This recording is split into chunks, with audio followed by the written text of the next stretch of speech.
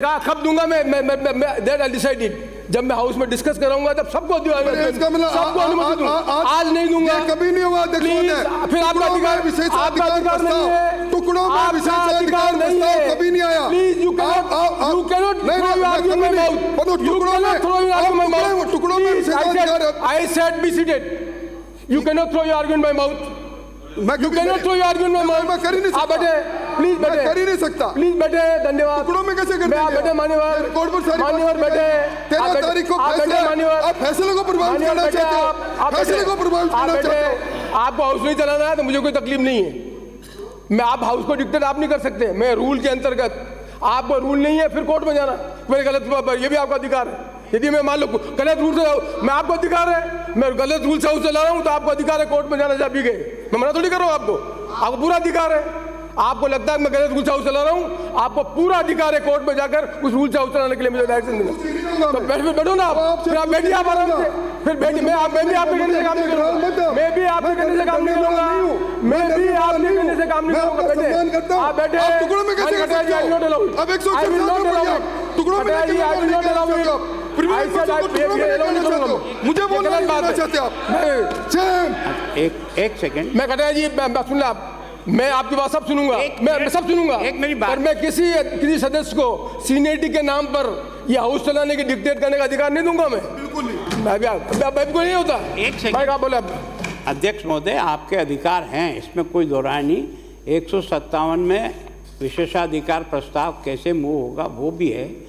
आपको स्वीकार करने के लिए मेरा ये कहना है कि हमारे सदस्य को कहना यह है कि जब इस पर आप डिस्कशन करें, स्वीकार करें या न करें, वहाँ प्रोसीजर तक जाने का अधिकार आपका है कि 10 लोग उसके पक्ष में खड़े हो जाते हैं, प्रस्ताव स्वीकार हो जाता है, या तो वो सीधा कमेटी के पास चला जाता है, या हाउस के डिस्कशन के लिए जब अलाउ करते हैं तो हाउस के डिस्कशन के लिए जब अलाउ करते हैं। आपको ऑब्जेक्शन खाली इतना ही करना है कि होगा कि नहीं होगा, ये आपको क्या बोलना नहीं बोलना है आप मुझे डिक्टेट नहीं करा सकते। मैं डिसाइड करूंगा आप क्या बोलोगे।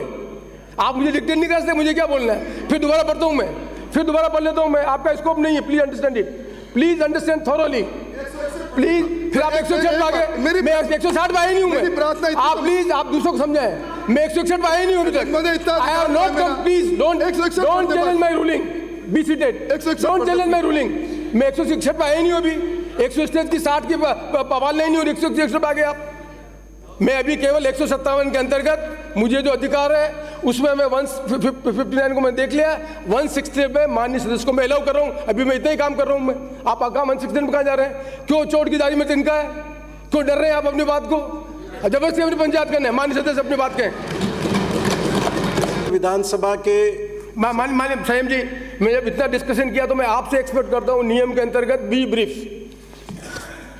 के इस्तीफों को लेकर के भारत के संविधान के अनुच्छेद 190(3) ख में बहुत साफ उल्लेख है। मैं उसको यहाँ पढ़ करके और सदन का समय नहीं लूँगा। और इसी तरह से माननीय अध्यक्ष महोदय, विधानसभा की जो प्रक्रिया और कार्य संचालन संबंधी नियम है उसमें 173(2) में भी बहुत साफ उल्लेख है। माननीय अध्यक्ष महोदय ने उन इस्तीफों के संबंध में कोई निर्णय नहीं किया। अध्यक्ष महोदय के वो विचाराधीन थे, लेकिन हमारे ही सदन के, हमारे ही परिवार के एक बहुत वरिष्ठ सदस्य के आचरण से व्यथित होकर के मैं आज आपके सामने प्रक्रिया के नियम 157 के अंतर्गत ये विशेषाधिकार हनन प्रस्ताव प्रस्तुत कर रहा हूं।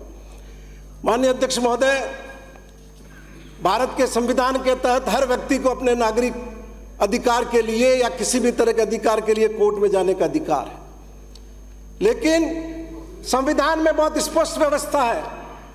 हर संवैधानिक संस्था के अपनी कार्यप्रणाली, अपना दायरा पूरी तरह से नियत है।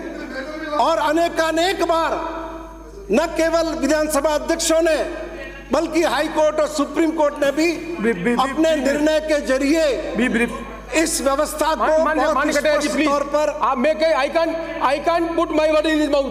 प्लीज ब्रीफ, बी ब्रीफ, छोटी बात करें। स्पष्ट तौर पर रेखांकित किया है।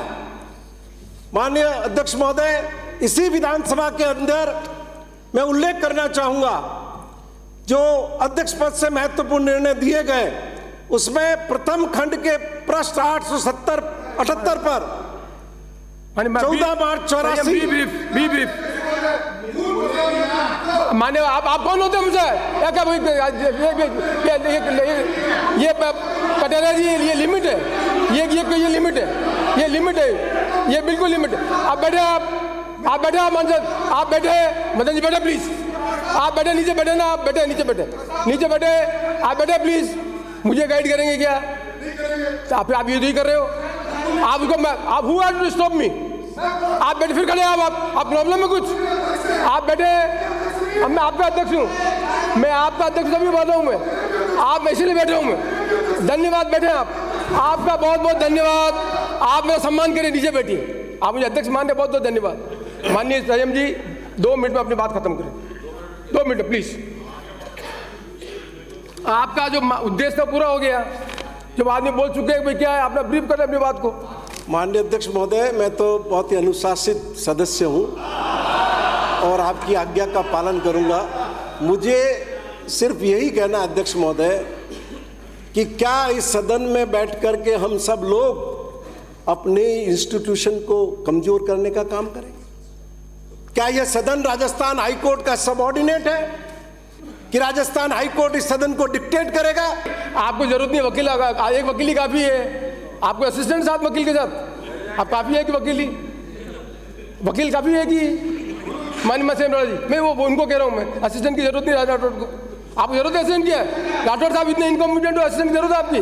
माननीय सेमराला जी। माननीय अध्यक्ष महोदय, सिरोही की जनता के आशीर्वाद से तीसरी बार मुझे इस सदन में आने का मौका मिला और मैं कानून का विद्यार्थी भी हूं, लेकिन आज मन बहुत भारी है। बाढ़ ही बाढ़ खेत को खा रही है। को पढ़ दें, उसकी स्वीकृति हो। माननीय कटेरिया जी, मैं आप पढ़ लें इसको, आप पढ़ लें इसको, मैं नियम में काम कर रहा हूँ, ये नहीं है नियम में पुकारूंगा वो बोलेगा। पढ़ ले, मैं फिर मैं पढ़ ले। ये राजेंद्र राठौर जी आपको आधी बात बता रहे हैं, इन्होंने माननीय कटेरिया जी, मैं आपको इन्होंने जो लिखित सूचना दी उसको पढ़ दें। मैं माननीय सदस्य, उनको अधिकार है। माननीय सदस्य, मैं आप बात समझ, आप समझ लें, मैं बात समझ, बैठे मैं पढ़ लेता हूँ दोबारा। मैं आपकी बात, मैंने आपने पहले टोका, मैंने रोक दिया। पहले भी प्रश्नकाल के बाद उठाने का था, आपने कहा तो मैंने रोक दिया। आप सीनियर आदमी, मैं तब भी नियम ये कहता है कि प्रश्नकाल समाप्त होते मैं एलो करता, तब भी मैंने आपकी बात मानी कि बैठ ठीक है। मैं अभी भी इस बात को मान रहा हूँ कि जब हमें एडमिट करने की स्टेज आ जाए, चाहे मैं कमेटी को भेजूँ चाहे हाउस में डिस्कस करूँ, तब आपको पूरा अधिकार है अपनी बात करने का। मैं मना करूँ नहीं, मैं मना नहीं करूँगा। उसके पहले क्या स्टेज होगी, इससे तो मैं डिक्टेट नहीं करेंगे आप मुझे। मैं आपको फिर पढ़ाता हूँ, दोबारा पढ़ देता हूँ, मैं पढ़ देता हूँ। अध्यक्ष यदि नियम 157 के अंतर्गत सम्मति दे और यह ठहराए कि चर्चा के लिए प्रस्तावित विषय नियमानुसार है, तो प्रश्नों के बाद और कार्यसूची का कार्य प्रारंभ करने से पहले संबंधित सदस्य को पुकारेगा जो अपने स्थान पर खड़ा होगा। प्लीज आप वकील पढ़ रहा हूँ मैं आपको, भाई मैं पढ़ रहा हूँ। मैं संबंधित सदस्य को पुकारेगा और जो अपने स्थान पर खड़ा होगा और विशेषाधिकार प्रश्न उठाने की अनुमति मांगते हुए उसे संगत एक संक्षिप्त वक्तव्य देगा। यही तो लो कर रहा हूँ मैं। आप फिर आप इस बात के आप प्लीज मेरे को डिक्टेट नहीं करेंगे। माननीय सेमरोला जी, मैं ये कह रहा हूँ, आप मुझे मांग लिया तो निमोगन सर मुझे अनुमति दे दिया। आप एलो करो ना, प्लीज बैठे आप बैठे नीचे, मैं आपको एलाउ करूंगा। जब मैं तो एलाउ करूंगा, पहले मैं एलाउ नहीं करूंगा।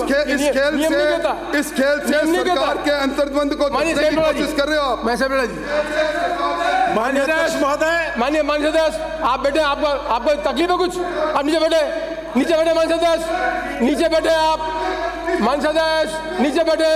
हाउस को नहीं चले। कटारिया जी, मैं अब ये लिमिट है इसकी, कटारिया जी लिमिट है इसकी। आप कटारिया जी 1 मिनट रुके, सेमरोला जी 1 मिनट रुके बैठे। आप पढ़ ले कटारिया जी, क्या आप पढ़ ले, मुझे क्या करना आप बता दीजिए, मैं आपकी बात मानूंगा। मैं नियम के विपरीत जा रहा हूँ।